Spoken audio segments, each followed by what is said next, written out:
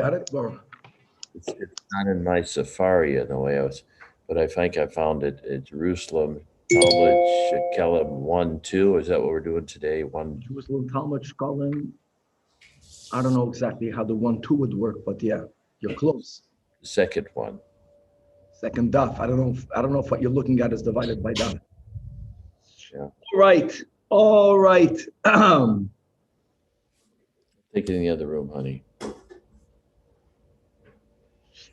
With the help of Hashem, we are learning Shekalim, Daf, Gimel, pointing out just another few words of introduction regarding the Masechta of Shekalim, that in as much as really the whole Torah is the Torah of Geula and Moshiach, but you have certain Masechtas that deal with Inyanim that are also equally connected to Golus as to the time of a Beis HaMikdash, which is Brachas, same thing.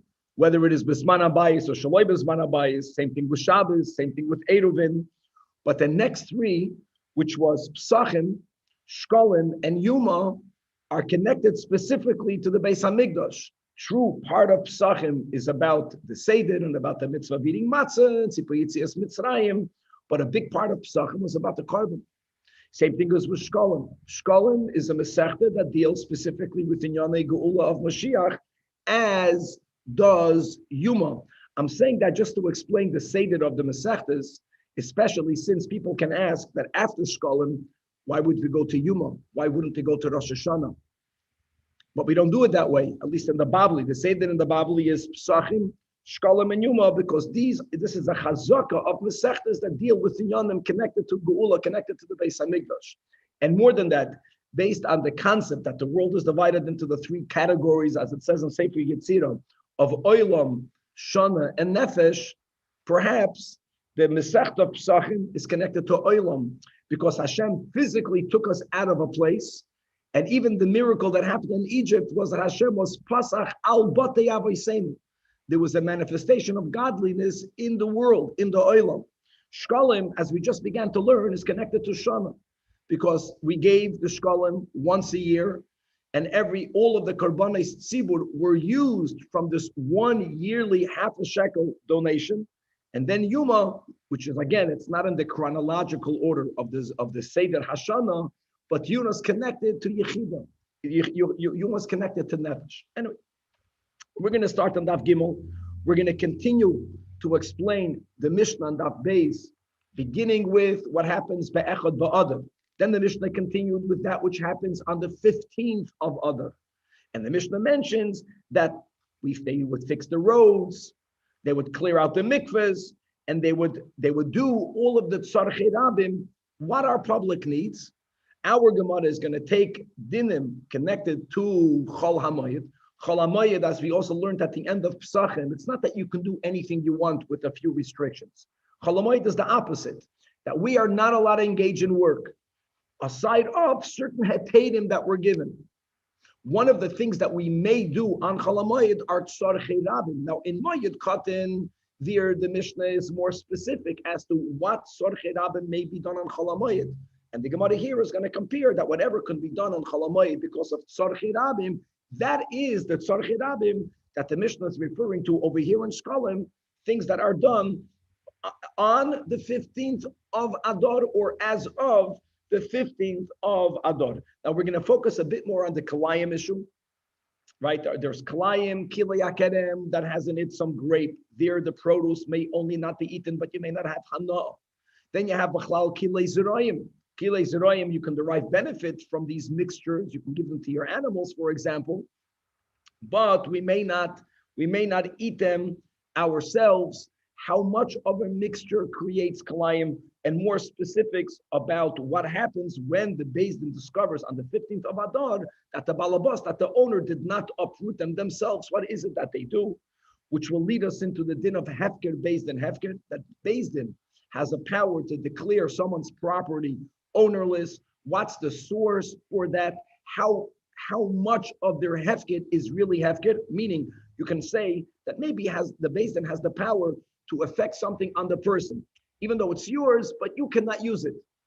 Or do they mamish affect hefker? Is it a din in the hefza? The item itself really becomes ownerless. How do we know that they have such a power?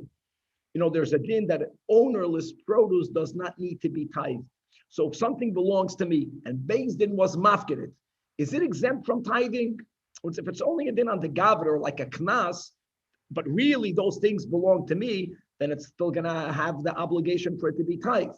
If hefker Beis Din hefker means that the item really becomes ownerless, then it becomes patur mimaisres. We're gonna have here, again, we're learning Talmud Yerushalmi, one source, and when we learn the sugya, we'll speak out that in Talmud Bavli, in Gittin, there was a second source, and I'll share something that I heard from my Rosh Yeshiva, Rav Leib Shapiro, explaining the reason why there are two sources and the nafkamina between one source and the other, just sharing the words, is hefker based in hefker adin in hafka'a. Is it that they only have the power to make something ownerless, or is hefker based in hefker adin that they can actually give it to someone else? They can be makne it. It's a din in hakna for someone else as well. On Daf Gimel Amud Beis, we're going to have a machlokes tanoim regarding kohanim and the half a shekel. I know that yesterday we spoke out that kohanim are obligated to give a shekel. We'll see that this is really a subject to machlokes tanoim, and that will really, as we'll learn the Gemara, that will also perhaps include that Leviah might also, according to one opinion, be exempt from giving the half a shekel. We're going to learn about that the people that are exempt from the obligation of the giving of a half a shekel, that if they opt in, yes, to give it, they have to give it over wholeheartedly. Because here's the nekuda. The korbanos tzibur must be bought from communal funds. Now, when people are obligated to give the half a shekel, then they give it over to the community. Then the money is public money from which the korbanos tzibur are bought. If someone is opting in the mitzvah of giving the annual half a shekel, they might not give it fully over. In other words, they'll want for the Beis HaMikdash to use it, but they're going to consider their half a shekel theirs. And that is not something acceptable, because then that korban will have in it a partner that is an individual, which may not be. It has to be mamish given over to the community. We're going to learn about whether we accept the half a shekel from goyim, from kutim. This is an ongoing machlokes throughout Shas, whether kutim are gedei aroyas or gedei emes. We'll explain what that means when we learn it. And if we'll have time, we'll at least introduce the din of a kalboin, which is a very small coinage, which needs to be added either always or sometimes with the half a shekel, and much, much more. Let us start on the Gimel Amud Aleph. We left off on the top line. The Gemara is referring back to the Mishnah that misaknin es hadrachim. This is all about on the 15th of Adar that they would start to repair the roads, the es harachayvus on the streets, the es mikvois hamayim, as we learned that sometimes the mikvahs became filled with because of the rain season, some mud went into it. Sometimes the water, the shiur, went under the minimum amount, the chulei. So they had to make sure that these communal mikvahs are kosher and clean. And v'oisim called tzarchei rabim, and they would do all of tzarchei rabim. So the question is, what is tzarchei rabim? So it says the Gemara, Elohein tzarchei rabim, and we are quoting here from a Mishnah in Moed Katan that's speaking about those things that may be done on Chol HaMoed. There also the words are, you can do on Chol HaMoed tzarchei rabim, but there we are more specific. Done in dinim ominous. If there's a monetary case between two individuals, resolving that is tzarchei rabim. How beautiful is that? In other words, you don't want to have on Yom Tov two people that are being told Atz Chol HaMoed, we'll make the din Torah later. It's gonna create a whole bad rabim feeling. Likewise, within a nefashis, we can try capital cases on Chol HaMoed. Now, all of these things are things that they would see to it on the 15th of Adar. Just explaining that until then you're in the winter, so many things are delayed. So that's when we would begin dealing with all of these dinim. And likewise, dinei makas, corporal punishment cases. Toidin, if someone made a erech vow or a chedim vow or a hegdish vow, we'll learn about this more in Kachim, and they have to be redeemed.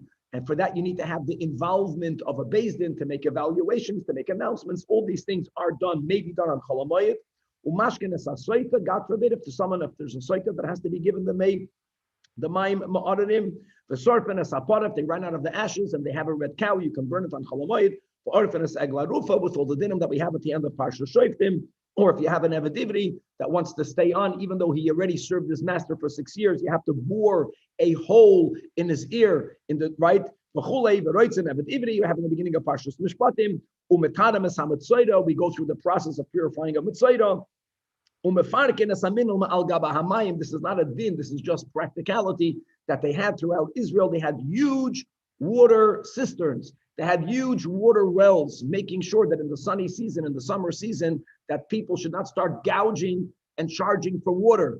Like here in America, you pay for a bottle of water $18 at Perrier. Like what for? Water. So they made sure that everyone had access to water. Not only that, but during the winter, they would have these water wells covered in a way where water can only go in and not go out. And then from when would you unlock it? You would do it in the beginning of summer, or actually they would begin on the 15th of Adar. But if it was not done on the 15th of Adar, then even on Chol HaMoed, they were allowed to remove the cover from these water reservoirs, but it may not be replaced there, as we'll learn when we learn Maya Katan, that anything that's called a Maisa Uman may not be done on Chol HaMoed. Bottom line is we have this amazing association, same wordings. Sarch Rabin may be done on Chol HaMoed. There we give all of these examples, and that gives light, that gives clarity that here what was done on the 15th of Adar, Sarch Rabin, all of the above. Continues the Gemara. All right, let's continue with this comparison. Taman, Taninan, we already had this word yesterday. Taman means over there. Over there in Moed Katan, we learned that what also may be done on Chol HaMoed, Mashkenas HaBeis HaShalchin, that the fields that need to have human irrigation, those fields may be irrigated on Chol HaMoed, right? We're going to learn about Hefsid, that if you're not going to do something, there's going to be a loss, that this is part of those hetadim, items that may be done on Chol HaMoed. And now here comes the kasha. They may mark the graves, as we spoke out, that they would not only put a stone or stones right on top of or adjacent to a grave, they would also paint it over, mark it over with lime. Like today in Eretz Yisrael, like in Svasid HaKodesh, right? All of the cemeteries you have the stone that it's painted with blue. So they would mark it to know that here someone is buried. Here's the problem. Why are we allowing people on Chol HaMoed to mark the graves when in our Mishnah we learned that they marked the graves? The Mishnah gave that example explicitly here by Shekalim. 15th of Adar, they would mark the graves. So it was just marked a month ago. Why was there a need to do it again on Chol HaMoed? Fragt die Gemara, lekvar tzainu me'adar. Answers the Gemara, v'tiftar gavaldik l'shaynis. The answer is, the solution is that, yeah, they did it on the 15th of Adar, but if sheyarat shetef shel gshamim, if there was a deluge of rain, so then it washed away. Danny's not happy with my English over here. Nu sag the word. All right, say that. A deluge. A deluge. Oh, hold on. If the deluge of rain, then he's thinking I'll come from Brazil. It's good. So they did a shotful and it washed away the marker. So if it needs to be done again, you can do it on Chol HaMoed. Weiter, the same question. There it says that on Chol HaMoed, Beis Din is allowed the yotzim apal haklayim to go inspect people's fields. Now, another detail that we did not speak out yesterday, when you have a mixture of greens and of grains, so the rule is that if the mixture is less of 1 in 24, which is a quarter of a kav for each saw, then that's not called a mixture. The moment it hits the ratio of from two types, one is at least 1/24 vis-a-vis the other, that has to be uprooted. And on Chol HaMoed, they would do that. But here comes the same kasha. Why was there a need to do it on Chol HaMoed if this is something that's being done on the 15th of Adar? Answers the Gemara. The answer is that they went out on Adar, but there are times that produce develops quicker. Sometimes it develops later. It was a late blooming year. And when they went out on the 15th of Adar, they could not discern whether there was a mixture or not. So they would go out again, and that again may even be done on Chol HaMoed. Okay, so now that we speak about marking graves, minayin l'tzion, how do you know that a grave should be marked? So the Gemara answers that Rab Berechya and Rabbi Yaakov bar Bas Yaakov. Sometimes we have in Bavli that a father was not mentioned because he fathered the child, at least the heroine was Shaloi B'Kedusha, right? Here, or sometimes the father was not worthy to be mentioned. but the Zayda was. In any event, we call him Rabbi Yaakov Bar, the son of the daughter of Yaakov. Says in the name of Rab Chunya. Gavaldik. Divras, from the town of Chavrin, and Rabbi Yosi says it in the name of Rabbi Yaakov Barach, in the name of Rabbi Chunya Divras Chavrin, in the name of Rabbi Chavrin, and Rabbi Chizkiah and Rabbi Uziel. But Rabbi Chunya the base Chavrin says it in the name of Rabbi Chunya the base Chavrin. How do we know that a grave has to be marked? Quoting a pasuk in Parshas Mitzvah, that the Tamei Yikra, that Tamei he should call out. The Mitzvah has to let everyone know that I am Tamei. In other words, Kedei Shetehei Hatuma Koira Lacha Befiyah. That Tuma has to be so clearly marked that it is as if it's calling out with its mouth and telling you, Kroish, stay away from me. You know, we have a few Hayom Yoims that after Mashiach's coming, the very stones that we trod upon in Golos, if we don't say words of Torah, or at least think words of Torah when we walk in the streets, the doimim won't be doimim. In other words, people associate speech to a human mouth moving its lips, yeah, but some things have to be placed or put together in such a way that they themselves are shouting out to you, communicating something. So when you mark a tzion, the tzion itself is letting you know someone is buried here. And how important is that when we have to keep the laws of Tumah and Tara, and a mace is an Avi Avos Tumah, and so is a kevet itself, and you have to keep away from it. So there has to be a very clear marker letting people know, calling out, stay away, there is someone buried here. Rabbi Ila B'Shem Rab Shmuel Bar Nachman says that the source is from a pasuk that we're going to have regarding the war in Gog and Magog. That after the miracles that will happen and all of the nations that came to attack our people in the Holy Land, that there is going to, the Eretz Yisrael is going to be filled with corpses. And people are going to go through the land. And they're going to see a bone of a man. And they're going to build on it clearly. They're going to build a tzion, a marker. It's not only a tombstone, but it's a tombstone with a certain sid on top. So it says the Gemara on every word in the pasuk, etzem, mikanshem mitzaymen alo atzomis. From here you see that you have to make a mark even if there is no more flesh of the corpse, if there's only the bone. Now, when it comes to bones, just to make it clear that even though that etzem kisa'oida is metama b'mago ubamasa, whether it's a Jew or a goy, when it comes to tumas oil, without getting into all the details, here there's a machlokes tanoim that Ashbi paskins that only Yidden give of tumas oil, and that will not be aligned with this pasuk that's speaking about the goyim that are going to be in the Holy Land. Another detail, if there is only a bone or only bones, then it's not etzem kisoide metama ba'oil. Here you have to have, as we learned many other times, either roiv minyan or roiv binyan, or just the skull, or just the shidra, just the spinal column, or a revat somis. But anyways, there is a concept of tumas oil, even from a bone, and you have to make it tzion. Adam comes to say that shemitzayim, even if there's only the shidra, or only the gilgoilus, and that's not roiv minyan, roiv binyan. They also give off tuma. When it says ubana, that you have to build mikan shemitzayim al gabi evan kavud, to make sure that when you put the lime, you put it on a stone that's affixed, that's attached to the ground, and not on a unattached stone. I'll tell you why. Because when you put, if you were to mark the special paint that they would put only for graves on a unattached stone, then very easily with the rain, the stone can roll away. It can roll even near. Someone will walk over that stone that's not on top of a kever. They will think they became tamei. If they touch truma or kachim, they're going to burn it. And really, the truma, the kachim is not tamei at all. So, as the Gemara explains that im oimar at, because if you will say that you would paint, you would mark even al gabe even telusha, even on an unattached stone, that afi hoy leches, then it can roll away. And what's going to happen? It's going to wrongfully, and that's something that we really want to prevent, because it's not stam people will be machmer, they'll think they'll tummy. They're not going to be tummy, they're going to touch truma and kachim, and they're going to burn it, and you're not allowed to burn truma or kachim if it's not tummy.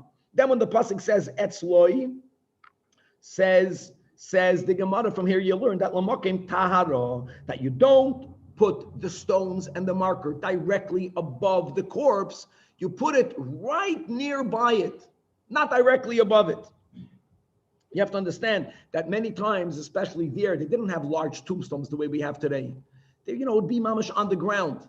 And it's possible that a person would only realize that they're standing on a caver when they are already standing on this marked line. So if it's adjacent but not above it, at least you're not standing on top of it. If they're going to put it on top of it mamish, then by the time you see it, it's going to be too late. Or if the issue is getting within daladamas. B'kitzur, you don't put it on top, you put it nearby. When would you put it nearby? Only when you have various stones, as we'll see in a moment. If there's only one stone, then they would put it mamish on top. More pratim in a moment. When it says tzion, that's the source. Mikan, litzion. Litzion means a marker, a siman, which then again, it was a stone and a certain paint. Says the Braisa, when we just had above, that the tombstone is not put directly above, but it's put a little bit beyond where the person is buried. But when it says umatza even achas mitzuyenes, if you only find a single stone, all right. Here the question is, if there's only a single stone, was it also etzloi? Or if they only had one stone, would they put it directly above? Directly above. So says the Braisa, afal pi she'ein mikaimin kain. Right? Really, we should not only have one stone on top of a grave. We should add stones to it. But hamahil aleha tamei. But when there is only one stone, then it's not put etzloi, then it's put al gabav. Because anayomer meis hoya nasum tachteha, and they only had one stone, and they put it directly above. Okay, just to know that nowadays, we would put, every cemetery is different, but there's a larger stone by the head, and it's above, and then there's a smaller stone on top of the feet. Many people have this boundary that goes all around. Now, says the Braisa weiter, hoyeshtaim, if there were two stones already, then they would never put it directly above. Then each stone would be beyond the corpse, and the corpse would be buried in between. Hoyeshtayim, then you should know Hamayla Lehem Tahar, because it was only put etzloi. But Ubeinayim, in between them, that's when there was Tamei. However, if you saw that the earth in between the two stones were plowed, which is a proof for sure, no corpse was buried in between the stones. So why are there two stones? One for each corpse, and when there's only one stone, you put it directly on top. And therefore, b'neiim toed, and it says here usavi v'sehem, but the gra is goydes al gabeyem, then it is tamei. Okay, Tani, we learned in a Braisa that even though we put it tzion only for bones, yeah, that's for bones, but but you don't put it tzion for the flesh of a corpse, guys. The flesh of a corpse is matame because zayis ba'oil. So why wouldn't you mark it? Because it decomposes. Shema nisake labasa. And here again, once the meat, the flesh decomposes and you don't have the kazayis, if there's going to be a marker and people will erroneously go on it or go near it, they will become, or they will think they are tamei b'tumas meis. If they touch truma or kachim, they're going to burn it, and they're burning it erroneously. So don't put a marker if the tumah won't be permanent. Rabbi Yusta, the son of Shunaim, Ba'ah, he asked, Kumei in front of Rabbi Menah, I don't understand. I know that in the long term, the flesh will decompose, but in the short term, until the flesh decomposes, there's tumas meis, that's matama ba'oil. There's a michshoil. You're not going to put a tzion because there were no bones there. There was only the flesh of a corpse. True, at a certain point, that will decompose. But up until then, when we look back, maybe last week, it was not yet decomposed.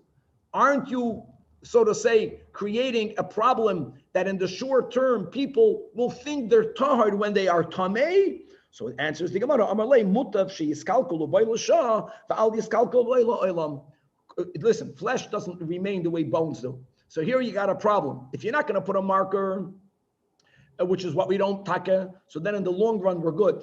And there's a possibility that in the immediate term, you got a problem. By the way, in the immediate term, there's not such a big chashash because people will remember that some flesh of a corpse was buried here. People forget with time, but with time, it can decompose. So even l'sha'a, it's not such a big problem. On the other hand, what's the other option? To put a marker. If you're going to put a marker, then after a short amount of time, there will not be tumah. People who went there will erroneously think that they did become tamei, and then they will They will declare truma and kachim tame when it is not. Let's move on to the next Mishnah. Here we call every Mishnah a halacha because indeed Mishnahs are halachas. So halacha beis, or the second Mishnah in Shekalim, furthering the dinim of kalayim. The owners, be'echad ba'adar, should already on their own uproot their kalayim.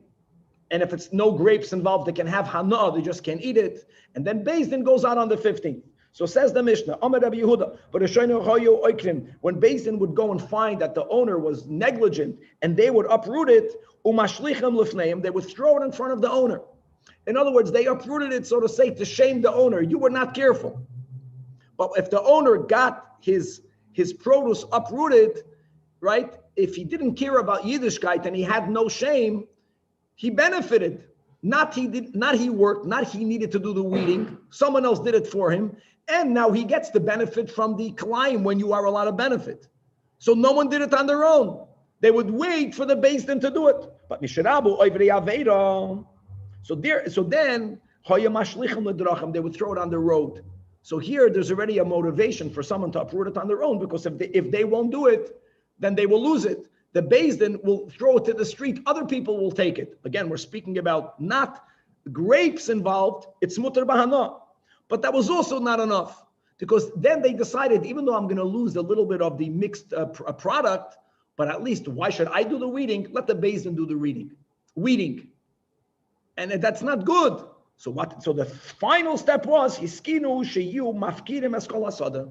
If they would discover that there was kilei zerayim in a field, in a scenario where they knew that the owner heard the announcement, the proclamation be'echad ba'adar, and they on their own did not uproot the kalayim, they would be mafkir, the produce of the entire field. And this is how we're going to speak about the big part of today, about the rule of hefker based on hefker. Says the Gemara, Amar Rabbi Yehuda. I'm going back to the Mishnah. So Tani, we learned in a brayso that Amar Rabbi Yehuda b'rishono hayu oikrim hamashlichim l'fneim. First, they would throw it in front of the owners, but not only were they not ashamed, v'hayu smeichim. They were happy. Two things. They benefited by not working, by not doing the right thing, a double benefit. Number one, shahoyu minakshim sidayseim, that beis din did the weeding for them. And number two, because they threw it on their property. So that was the first decree, the first step. They would uproot it, but they would throw it on the street. And they felt this is enough to motivate people to do the right thing, to uproot it on your own. But still another you need the sadoiris. Because they said, I don't care if I'm losing it. At least let the beis din do the work for me for free. So hiskinu shiu mafkirim kol hasada. Wow, that was a big knas. And they declared that all of the produce in the field is ownerless. Now, beis din has such a koyach, and we call that hefker beis din hefker. So now asks the Gemara, minayin, what's the source? Shehefker beis din hefker. The sugya in Bavli, amongst other places, is in Gittin, the Flamed Vav. The Flamed Vav, when we're speaking about the din of Peruzbul. But let's begin over here. The Chsivas, it says, and this is the first pasuk that's also quoted in Gittin, a pasuk in Ezra, that we, through the 70 years between Bayis Rishon and Sheni, tragically really assimilated, meaning we married non-Jewish women, and there was a time that we were told we have to leave our non-Jewish wives and gather with Ezra, and if not, and he says, if whoever will not come within 3 days, as following the atzas of the princes and of this Kenim, so Ezra declared, Yocharam kol rechushi, that person's property will become chedem, which means it will become confiscated. And this person will be separated from the kahal hagoyla, because all of the solutions about, again, separating the Yidden from the non-Yidden, if you don't come within 3 days, you're out. Okay, so first of all, that's clearly, you see in a pasuk, that Ezra declared people's properly owners. Now the question is, like we mentioned in the intro, is it like only on the Gavra? It's really yours. Beis din cannot make it not yours, but they don't allow you to derive benefit. Or no, it's mamash hefker. Now, if an individual renounces his property, if I am mafkir my property, the produce does not need to be tithed. When beis din is mafkir someone's property, is it mamash hefker? And the answer is yes, to the point that now the produce doesn't even have to have trumas or maisa separated from it. But the question is, minayin shipeturam and amaisris. How do we know that the din of hefker bez and hefker? Taka, you brought a pasuk from Ezra. How do you know that it's mamish, not yours? That they have the koyach to take it away from you. So Rabbi Yonasan bereid Rabbi Yitzchak bar Acha shaman lo min hado. He heard the source is from the following brayso. It says in the brayso Eima Abram Esashana that Beis Din should not declare a year into a leap year, not on the year of Shemitah. By the way, we are learning this in Tafshin Pei Aleph. Tafshin Pei Beis is Shemitah, so they can't make a Shemitah year a Ibur year, and the reason for that is because since we're not allowed to cultivate the land, it's not so easy. So don't add a month to that. Nor do they declare a leap year the year after a Shemitah year. We'll see soon why. However, the if they add it, it's done. And in the year of Shemitah, Shemitah is not a year in which you can't eat produce. Shemitah is a year in which you can't cultivate the land. Shemitah is a year that everyone can eat everyone's produce. Because whatever grows in my field is not mine, it's everyone's. It's a din of hefker. If Beis Din wrongfully declared a Ibur year on a Shemitah year, is the din who moisiv is loy potter mi maisris. Who is it not? Is it not exempt from maisris? It is. If they added a month, then that month is like every other month. Everyone can eat the produce in your field on the second other, or on whichever one is considered the added other, as we just had above the machlokes. Oh, is a haraya that it's taka ownerless to the point all of the produce on Shvi is patim in amaisres. Now, before we come back to the proof, we want to understand why should not Beis Din add a leap year in the year after Shemitah. So add kidoin Shvis. So you have to get used to the lashon. Okay, we get it. Shemitah, don't make the year harder. Don't add a month to the year. You can't work the land. But Matzoi Shvi is my meaning. Why should Beis Din not add an extra adar? So Amar either Rab Abo or Rab Bun or Rab Avon that we may not eat in the 8th year. Right, you can't eat from the new produce until you bring the carbon oimed. Carbon oimed is brought on the 16th of Nisan. If you're going to add another adar, you're going to delay the carbon oimed another month. You're coming off Shemitah. That means you already have limited food in the 8th year. Right, because no one gathered food from the 7th year, so adding a month is you can create a food shortage. Rab Zaidi b'shem Rab Elazar says that Hado Da'at Amar, this that you stated that you cannot add a month to Shemitah, is only true before Rebbe allowed for people to import yarak michutz la'aretz. But the moment mishahita Rebbe lavi yarak michutz la'aretz. So who cares if you cannot cultivate the land if you can import produce from out of Eretz Yisrael? So then it changed. He shvis, he shar shnei shavua. You can lechatchila make Shemitah into a leap year. And just to get into that, why was there a problem of importing produce? We're going to learn together many times that the Chazal made a two-pronged takana. First one was avir the chutz la'aretz is matame. No, I'm sorry. The first one was gush chutz la'aretz is matame. The land of Chutz La'aretz is tamei, because people can bury and they don't mark their graves. And then they even added that the avir of Chutz La'aretz is matamei. When you bring in produce, it's very common that you would bring some earth together with the produce. And they did not want for people to bring physical earth michutz la'aretz. It was only a while after we have no more Beis HaMikdash is where Rebbe was matter to bring in gush, to bring in produce from chutz la'aretz. Weiter, 2 dots. Tani ema abrib. The next amilin is that we also may not add a leap year the year after Shemitah. Amar Rav Mana hada da'at amar b'rishoina. Again, this is only true when shahayu hashanim kitiknam. Like the Tiklin says, when the nature behaves according to human behavior. And when we behave properly, so produce grew in the right time because we did things in the right time. Adding another month might create a food shortage. But nowadays, already in his time, that produce anyways doesn't grow in the right time. It's not that if you would not add an extra adar, you would already have the new produce because it normally will grow, right? The end of Adar and beginning of Nisan. Everything is delayed. When people procrastinate, the nature for them procrastinates. Anyways, there's no produce on time. Doesn't make a difference if they would add a new month. So then he shvi'is, or probably the Gra adds, the same law of Matzoi shvi'is is he sha'ad shnei shavua. Says the Gemara weiter. Rabbi, Yes, let's go quick. can you just clarify what this is, Hashanim Ketiknan, and what does that actually mean?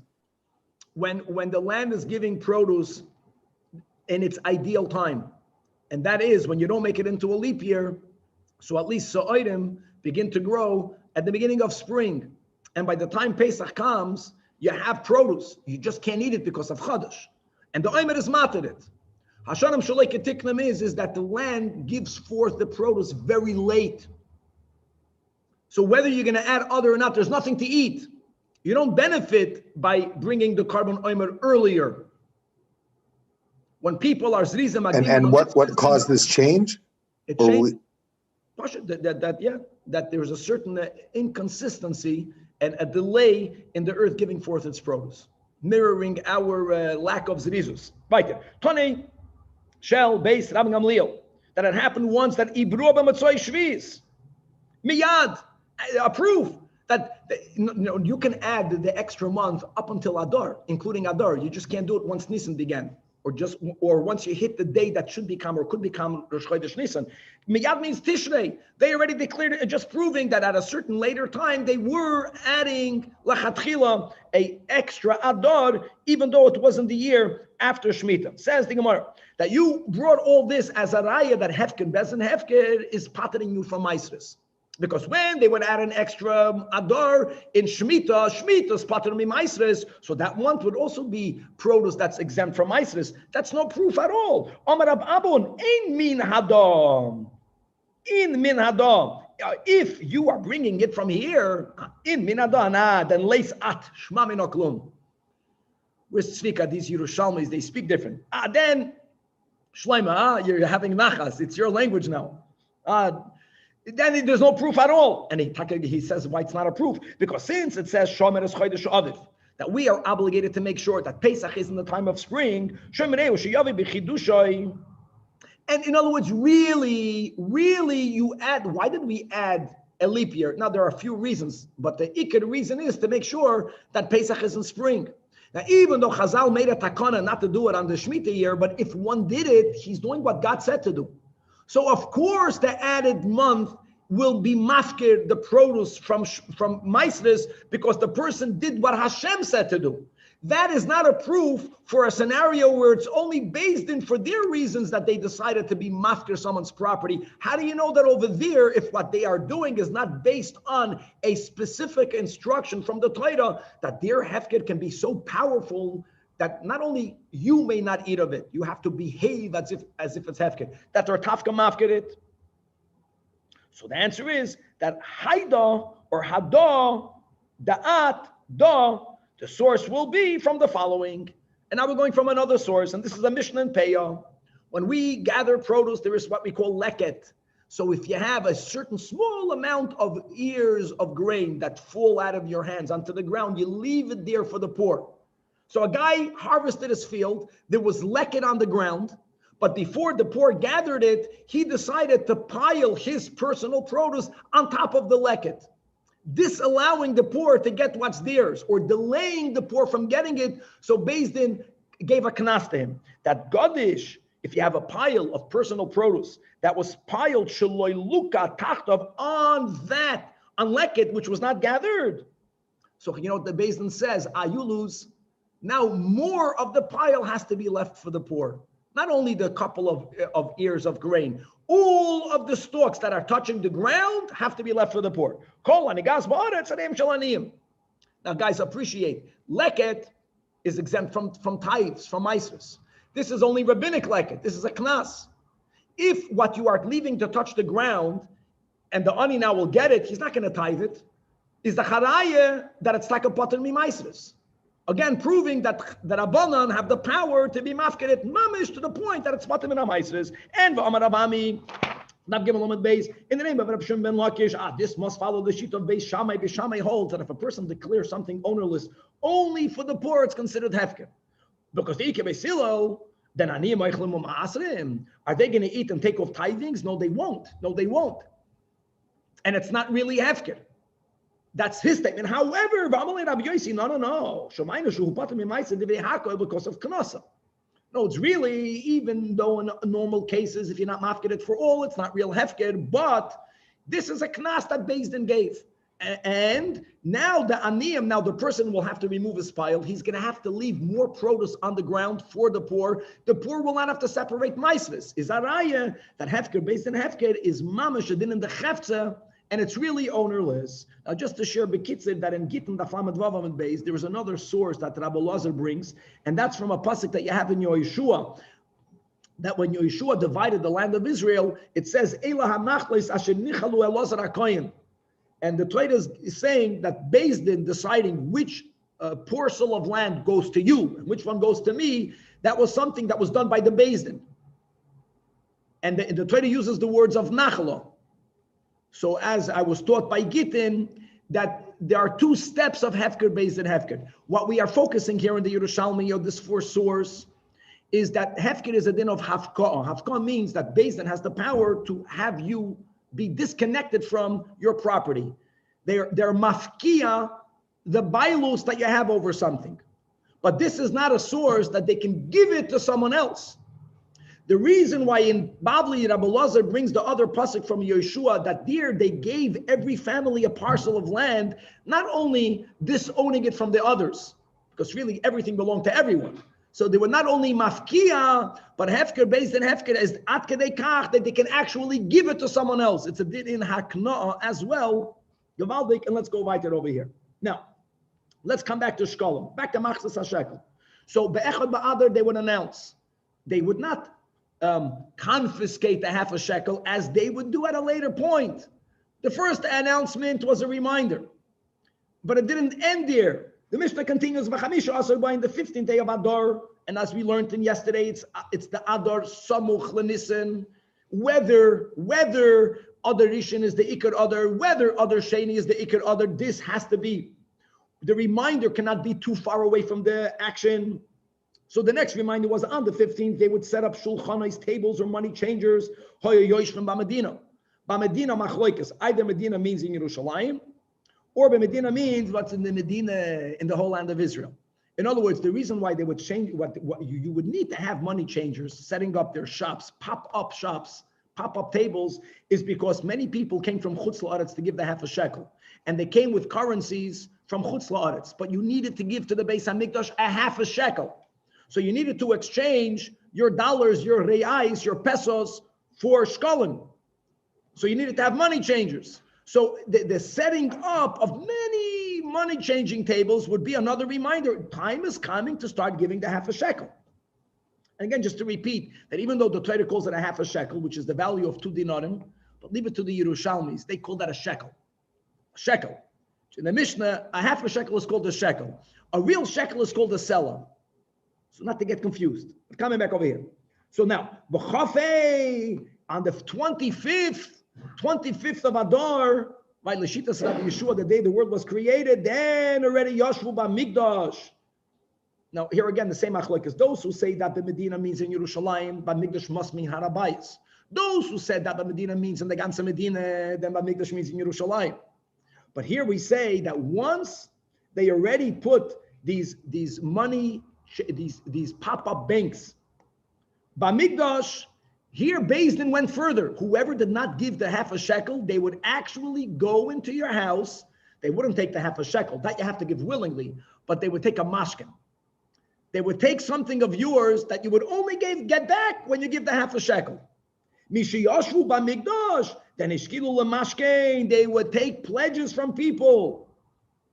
So wow, so there would be a reminder, there would be another reminder, and then they would start confiscating.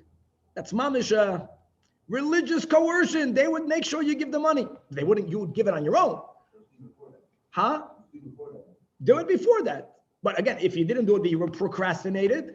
Once they took the mashkin, Beis Din knew what mashkin to. They took your stupid phone, they took your card, they took something, not the value of a half a shekel. They took something, you get it back when you give the half a shekel. Now, esmi memashkinin, from whom do you take a mashkin? Now listen to the words here. Leviim, what happened to the Kahanim? We'll see in a moment.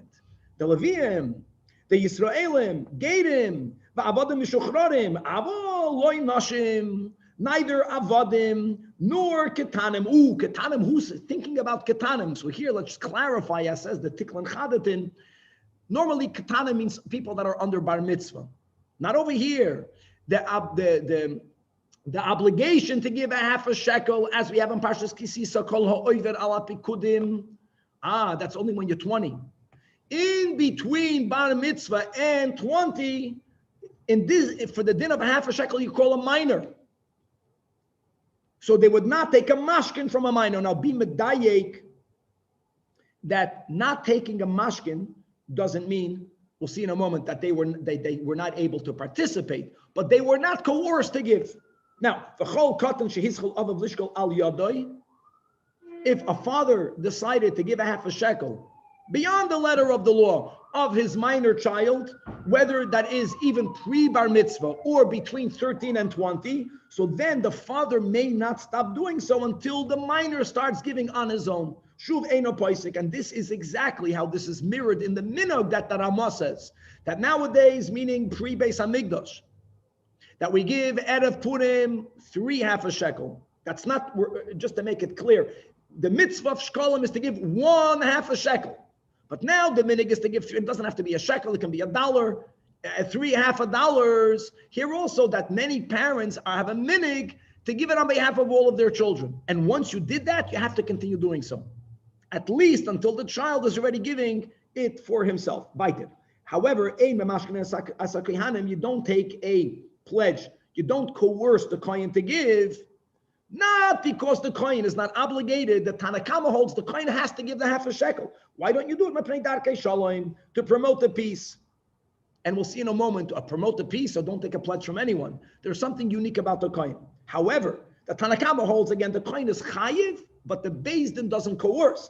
Amar Rabbi Yehuda, I want you to know that Heyed ben Buchri in Yavneh, no, that the Kahanim are not even obligated to give. They're not even obligated to give. Forget about not taking a mashkin. Now, if they're not obligated to give, one might have thought then they may not give. Why? Because the shkalim has to be property of the tzibur. When we gave the half a shekel, we gave up our ownership. It becomes a communal fund. If someone is obligated, then they'll give it away. If someone says, I know I'm not obligated, but I want to have a hand in the korbanos tzibur, they may not give it over b'leiv shalom. They'll want to still say, you see, I gave, it's me. There's no real bittul here. And if they taka still own their half a shekel, they ruin it for everyone. With all of the pratim, as we don't have time, that money is not batul. So even though it's a small percent of, in every korban tzibur, there'll be some personal ownership in it, which ruins it. So you might have thought that they may not even give it. But Bukhari says that kol kohen sheshekel ein a chayta. He's not a sinner because he knows that if he's opting to give it, he'll really give it. But he's not obligated to give it. So now we have a machlokes tanoim. Tanach holds he's obligated to give it, but you don't take a pledge. Ben Bukhari holds that he's not even obligated to give it. Amar loy Rabbi Yochanan ben Zakkai to Ben Bukhari. To Ben Bukhari, I hold like the Tanakh. I disagree with you, loy. No, the kohen is obligated to give it. The kohanim convinced themselves that they're not mechuyev. They made a limud that's erroneous, but they're wrong.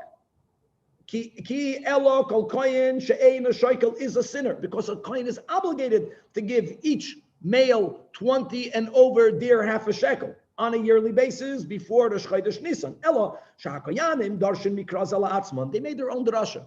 And it's wrong. What was their drasha? It says in Parshas Tzav that v'chol minchas koyin kolol tia lo yisei yachel. There's a big difference between a flour offering that's coming from a non-koyin versus that which is coming from a koyin. When you bring you Yisraelim and Leviim, when you bring a carbon mincha, so only a kmitza is burnt on the altar, and all of the rest, it's like a kachim. It's not eaten by me, but it's eaten by kohanim. It's not fully burnt. When a koyin brings a carbon mincha, all of it is burnt on the mizbeach. Now, amongst the korbanos tzibur that is bought from the half a shekel fund, what do we have? We have the oimer, we have the shtei alechem, shavuos, we have the lechem upon him every week, and it wasn't fully burnt on the altar, right? From the oimer, only a kamitza was taken. The shtei alechem and the lechem upon him, all of it was eaten by the Kohanim. So they said that since they have these karbanos, shalonu, if we will have a part in it, if we would give the half a shekel, then heich nechalim, then how can it be eaten? How can it be eaten? It's partially a carbon mincha, a flour carbon from Kohanim. That was their drasha, that they darshaned wrongfully, concluding that they're not obligated, but as the Gemara will explain, that drasha is wrong, and they are obligated to give. However, we don't take from them a pledge. A lot more in the Gemara. So first of all, going back, to ask the Gemara, that implies if you don't take a pledge, it means that you demand of them to give. How, but 1 second, if a cotton were to mean under 13, we don't find a cotton being mechuyav. So the Gemara clarifies, hado, the teimad, this is said only by a cotton that's really not a cotton for all the other areas in Yiddishkeit. He's 13 and his body began to mature. He has to put on tefillin. We count him for a minyan. He has to keep Shabbat. He's a bar mitzvah. For shkalim, you have to be 20. Then loy bidah. Then he's not included in the statement because such a minor, not only do we not take a pledge, he's not even obligated to give the half a shekel. Now, says ulamashkein mamashkein ad ulamashkein. We're going to skip the words ad sheyavi shtei sa'aros afalpi she'evi bei sa'aros. Okay, in other words, that's clear. That you have these three. You have under bar mitzvah, he's not mechuyev at all. You have from 13 to 20, where the Mishnah says you don't take a pledge, which implies you're chayiv just on your chayiv midrabanan. Half a shekel from 13 to 20, you chayiv midrabanan. Once you're 20 years old, not only are you obligated biblically, but we also take a pledge from you. Says the Gemara, Keinei mas nisan. This is taught in the following brayso. Why? In our Mishnah, it says that even though the Tanach holds Kohanim are obligated to give the half a shekel, you don't take from them a pledge because of Darkei Shalom. You're promoting the peace. In the Braisa, there's another reason. You can't say promoting the peace because if this promotes the peace, I can argue, don't take a pledge from anyone. You think anyone is happy when you take something from them? It's not because of promoting the peace, but it's because you want to give them honor. And the Kohanim have to be given extra honor. However, according to our Mishnah, it comes out that Kohanim fight more than others. So if you take a pledge from a Yisraeli, he won't be happy, but he's not going to create a machloikis. If you take a pledge from a Kohen, he'll make a whole machloikis. So there you say Darkei Shalom. Weiter. Amar Rabbi Yehuda Hey ben Buchri. Says the Gemara Rabbi Rechia. Amar Rabbi Rechia.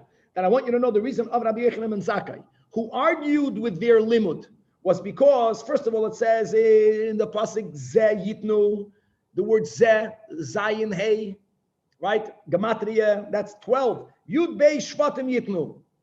As we'll learn our Gemara, it's clear that those who hold that Kohanim are not obligated. They would hold the same by Levium. Our Mishnah holds that Kohanim, like the Tanach, Kohanim and Levium are mechuyev. You don't take a pledge only from the Kohanim. From Levium, you take a pledge. Now, Rabbi B'Shem Rab Hamnuna says that Cain Meshiven Chachamim Rabbi Yehuda. Here we explain why the limud of the Kohanim is not a good limud. They made it. They have a good limud. They're saying that if we were to own it, right, mincha of a kohen is loisei yachel. It should be fully burnt. There were many flour korbanos sibur that were not fully burnt, but that's not good because we know that we differentiate between a yachid and a tzibur. For example, chatas yachid, as we learned at the end of Pesachim, and we'll learn many times in Kachim that there are 5 chatois halacha l'Moshe Sinai that in certain circumstances the animal itself must be left to die mesa. Yet, if that chatos belongs to the tzibur, ein chatos tzibur mesa, which is a proof that you cannot compare the rules of a private carbon to the rules of a communal carbon. So therefore, you're right, that minchas hayachid, if it belongs to a kohen, kereva kolol, it's fully burnt. There's no kemitza taken. Everything is put on the altar. But for a minchas atzibur, kereva kolol, so there's not a problem if they give the half a shekel. Yes, they are partners in the oimer, and in the shtei lechem, and in the lechem apanim, and they're not fully burnt. Now, hold on. The Gemara points out that the intro that the Chachamim gave is not precise because they were bringing a proof that you can't compare the rules of Tzibur to Yachid from the din that Chatois Yachid Mesa. That's the 5 Chatois. And the same case by the Tzibur is Eino Mesa. Who is he talking to? I know that this is refuting Ben Bukhri, but we're talking to Rabbi Yehuda. Rabbi Yehuda disagrees with that detail. Rabbi Yehuda disagrees with the detail. So the word says, "V'kashya meshivim adam davar she'eino moedeboy." You're trying to give a proof to Rabbi Yehuda from a din that he himself disagrees with, as we learned, she'ein chatas sibur meisa, but Rabbi Yehuda says tamus. Okay, fine. So that intro was not precisely fitting for Rabbi Yehuda, but the concept makes sense. We're telling Rabbi Yehuda, we're telling Ben Bukhri, don't compare Yachid to a tzibur. However, but Rabbi Yehuda will respond, and really you have here a Maman of Shach. What's the alternative? What's the alternative that the kohen that the kohen is not obligated to give, right? If the kohen is not, here's the problem. If the kohen is not obligated to give, our Mishnah says he could give. He's not sinning. But why is he not sinning? Why is he not sinning? If he's not obligated to give, then whatever he'll give, he might not give b'leiv shalom, and then maybe he's creating a sin by having someone's personal money part of the karbanei sibur. That zu loy nidvas yachiti, and therefore miman avshach, either be machayev him, right? Let's go over here. The tiklin that the Rabbi Yehuda tells the Chachamim, Koloimer, I'm reading inside the Tiklin Chadit in 8 lines before the bottom of the Amid, Loidomi hai nedava de Shekalim, L'shad nidvis yachid. The Chula nidvas yachid, Loi masru lahu klal etzibur. Aval hachi, the masru etzibur. Here you give it to the tzibur, and therefore nafak lahu mitzvahs nidvas yachid. It's no longer nidvas yachid, alakivan de loi mechayevu bohu, Loi masru etzibur yafa. Here's their point. Point is, I agree that a carbon sibur can be fully burnt. But if the kohen is not obligated, he won't really give it to the tzibur. He's going to remain an owner. If he remains an owner, then how can it not be fully burnt? That was the word of Rabbi Yehuda. To which the Chachamim respond, the Chachamim meisiv lay, they respond to Rabbi Yehuda that even if they're not fully obligated, once they give it to the tzibur, kemishu nidvas tzibur.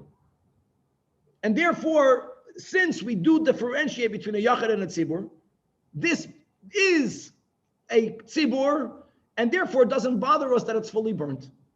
Okay, says in the pasuk in Kisisa Kolevet ala Pikudim that whoever passes through the census, and as we mentioned yesterday, that the obligation, the annual obligation of giving of the half a shekel is not about a census. We did not take a census every single year.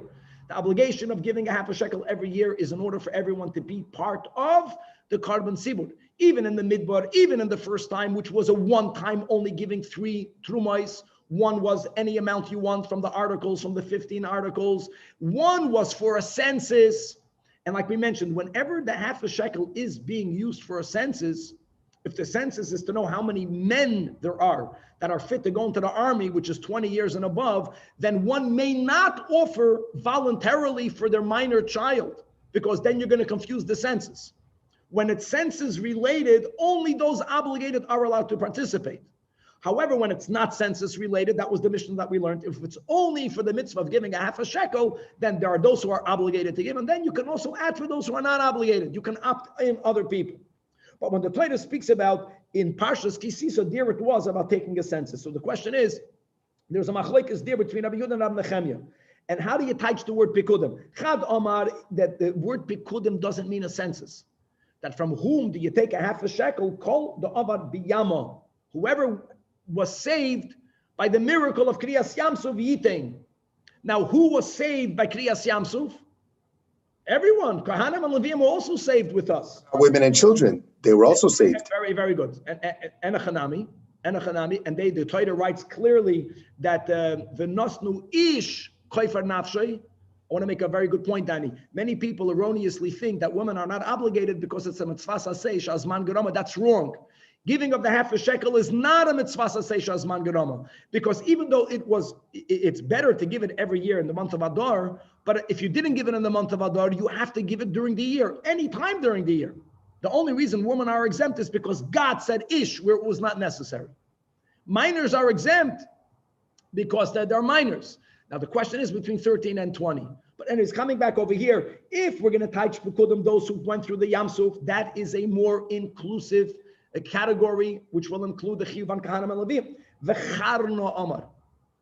It's amazing. Charna means the other say, the other one. Right? In Babel, you have Chad Amar v'Chad Amar. Chad Amar v'Charna. The Charna Amar called the other Al Pikudayo Yitein. Only those that were counted in the census. Now, guys, it's important to remember that the Levium also had a census, the Levium and the Kohanim, but they were not counted with us. Big difference. By the Levium, it was Moshe that went to the Levium. They were excluded from the general census taking. So man, the Amar called over B'yama Yitain, that will be a siyua to Rabbi Yechanan and Zakai that holds that Kohanim and Levium are chayiv. Again, Elama, and from Levium you even took a mashkin. From Kohanim you didn't take a mashkin. Darkei Shalom, Darkei Kovid. But man, the Amar called over Al Pikudayo. That's going to be a proof to Ben Bukhri. And by the way, as they all point out, and according to that, not only are Kohanim exempt, Levium are also exempt. So when our Mishnah says that Levium Yisraelim v'chulei v'chulei, that's because our Mishnah was speaking about people that are not only chayiv, but from whom you take a mashkin. So here we end up with this machlokes, whether Kohanim are obligated or not.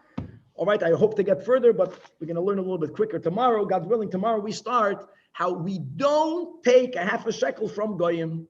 And that's a very halacha l'maaseh question, whether when it comes to building a shul, what are we allowed to take from non-Jews as a donation, and what are we not allowed to take to be continued? You have to learn quicker. You have to get used to it.